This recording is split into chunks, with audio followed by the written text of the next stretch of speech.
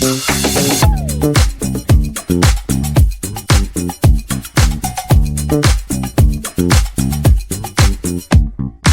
everyone, it's your host Hera and welcome back to another episode of the Love in Doha show.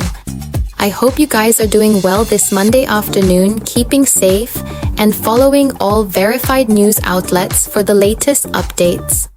For today, we have quite some interesting stories that you should definitely keep note of, including news of the incredible difference between the upcoming FIFA 2026 World Cup ticket prices versus Qatar's 2022 edition starting price, with a difference of over 300%. This has left fans absolutely shocked, contemplating attending and seriously missing Qatar's FIFA World Cup from 2022. Then we move on to some official updates, including a full guide on how you can renew your residency card right from home, thanks to Qatar's convenient Metrash application, then wrapping things up with the Prime Minister calling for regional peace in a recent diplomatic phone call with the Spanish Foreign Minister. Loads to catch up on, so let's get started. Firstly, we're diving into something that's got football fans all over the world talking, and honestly, a little frustrated. Let's talk about World Cup ticket prices. So, as excitement builds for the FIFA World Cup 2026, there's one thing stealing the spotlight, and not in a good way: prices. We're talking thousands of dollars for a single match. Yes, thousands. Reports suggest that some of the biggest games, especially the final, could cost fans anywhere between $7,000 to over $10,000. And even for earlier matches, prices are still way higher than what most fans expected. And naturally, this has everyone looking back at the FIFA World Cup 2022 and realizing just how different things were.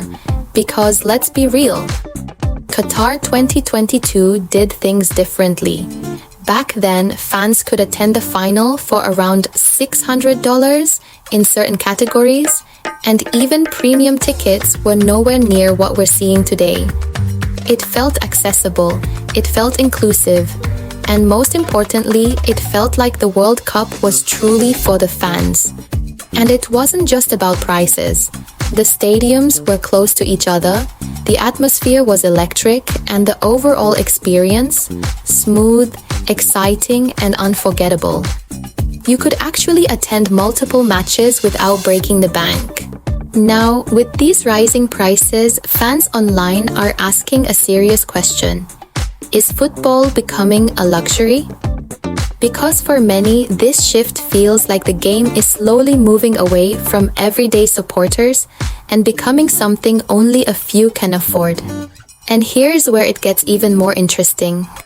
There was actually a poll by the BBC asking fans to vote for the best World Cup of the 21st century. We're talking tournaments in South Korea and Japan, Germany, South Africa, Brazil, Russia, all of them. And guess what came out on top?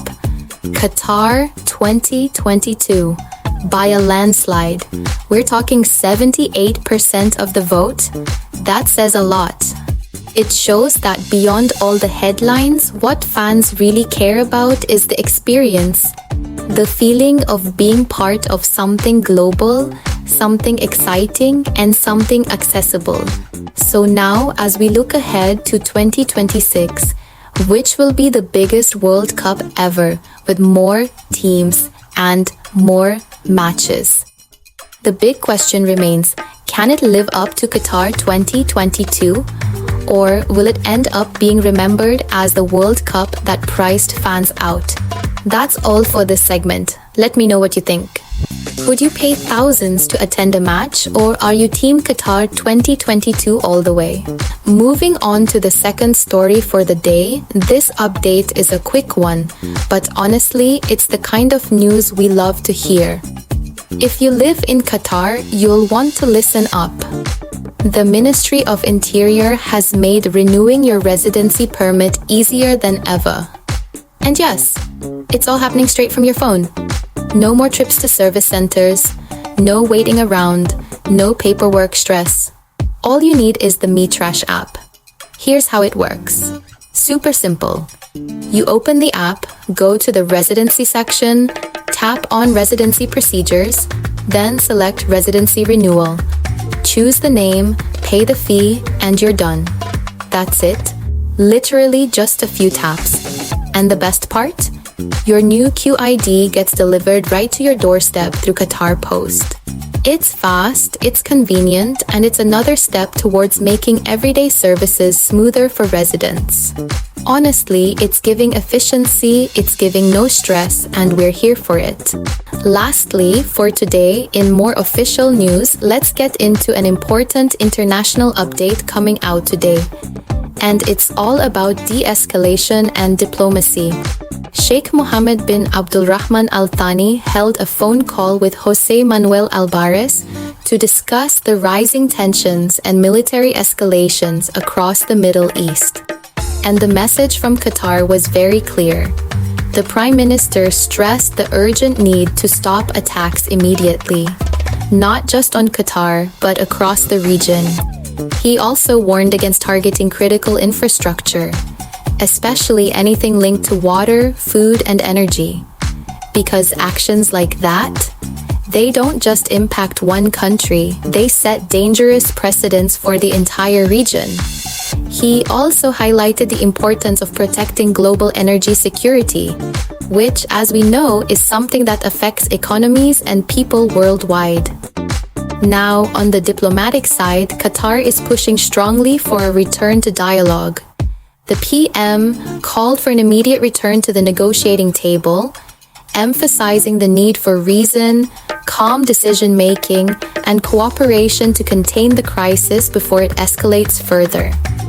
He also pointed out key priorities like maintaining freedom of navigation and protecting the environment, both crucial in times of regional instability.